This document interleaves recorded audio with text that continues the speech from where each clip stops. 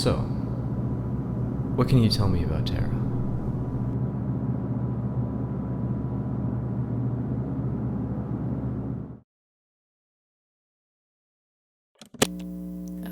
Okay. She's a really special girl.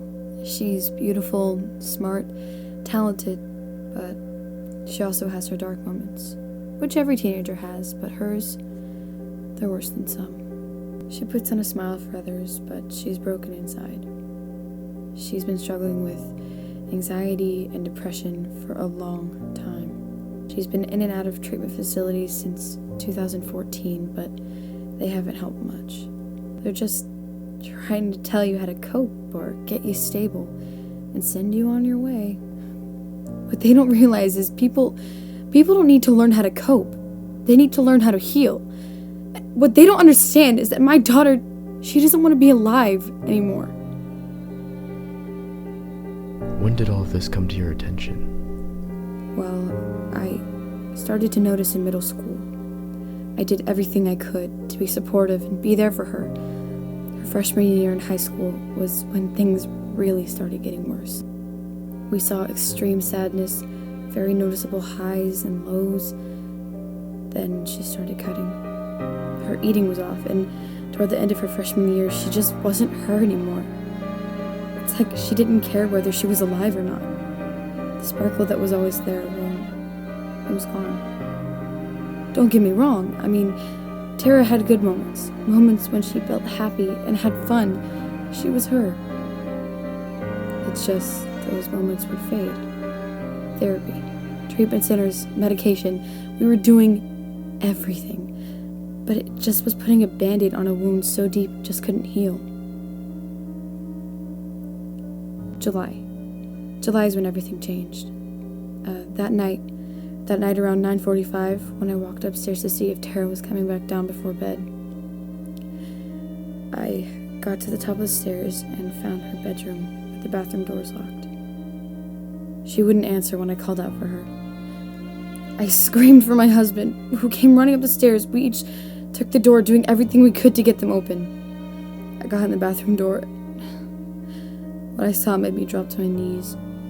Tara was barely conscious, lying on the bathroom in a pool of her own blood. The ambulance came, sheriffs, firefighters. There were people surrounding us, so many people. I sat there beside Tara, blood everywhere. Her eyes weren't bright. Her face was pale. She wasn't her anymore. I almost lost my baby that night. She ended up back in yet another treatment facility. But this time, they were able to get insurance to approve an amazingly 90 to 120 days intensive residual treatment facility. She was going to Pine Hill, up in Tennessee. She was finally going to get the help she needed. It was the first time we felt hopeful in years. I thought this was going to be the game changer. I thought it was going to be okay.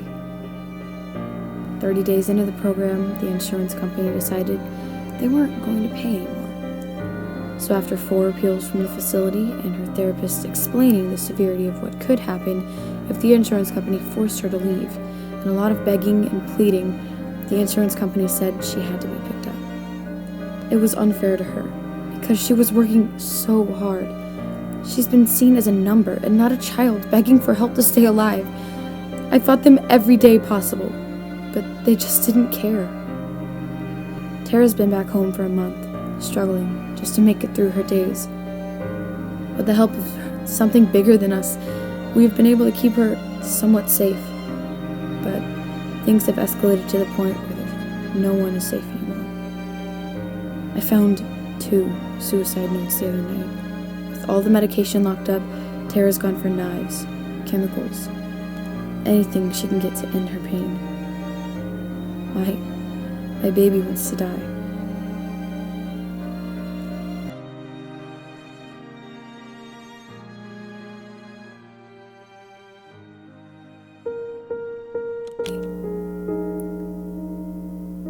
I got a call from the caseworker at the short-term facility saying that they felt Tara was stable and wanted to discharge her. Discharge her?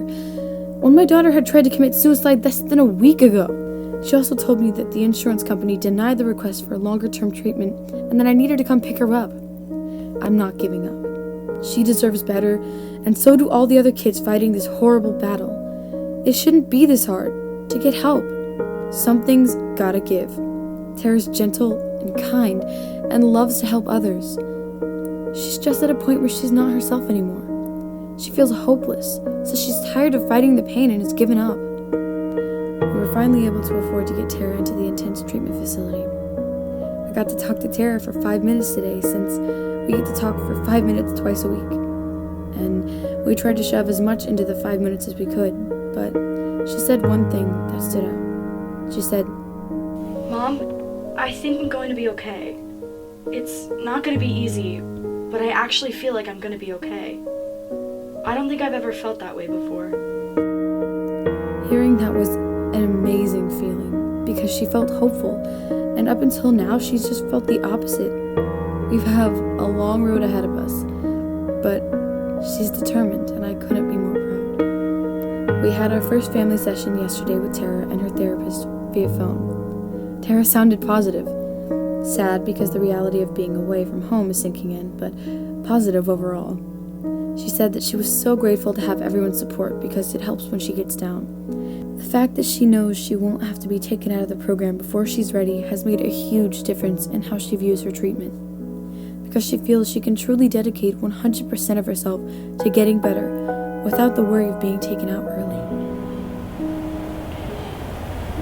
At ages 10 to 24, the second leading cause of death is suicide. In Georgia, it was recorded that 700 to 800 students are hospitalized overnight because of suicide attempts.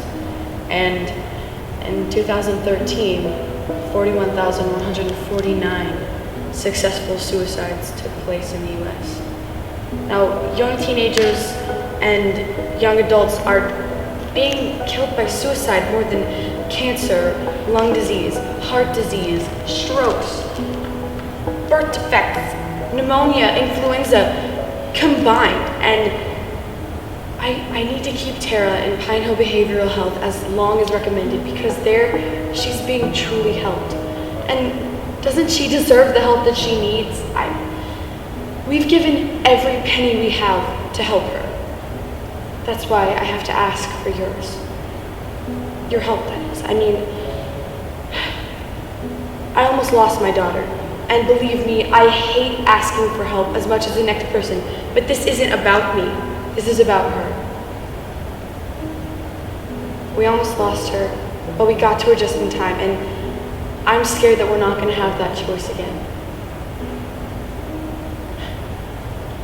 Overall, I just miss my daughter, and I want her back healthy and happy and ready for the amazing life I know that she has in store for her.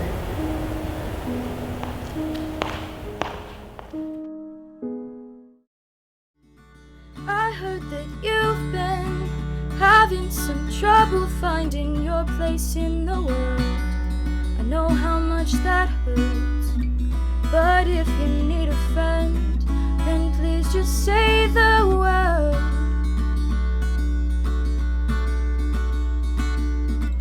You've come this far, you're all cleaned up, you made a mess again.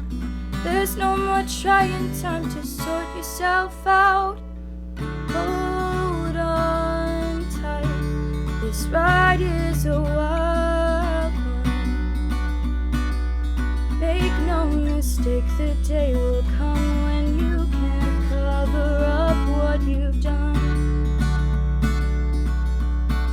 Now don't lose your fight, kid. It only takes a little push to pull on through. With so much left to do, you'll be missing out.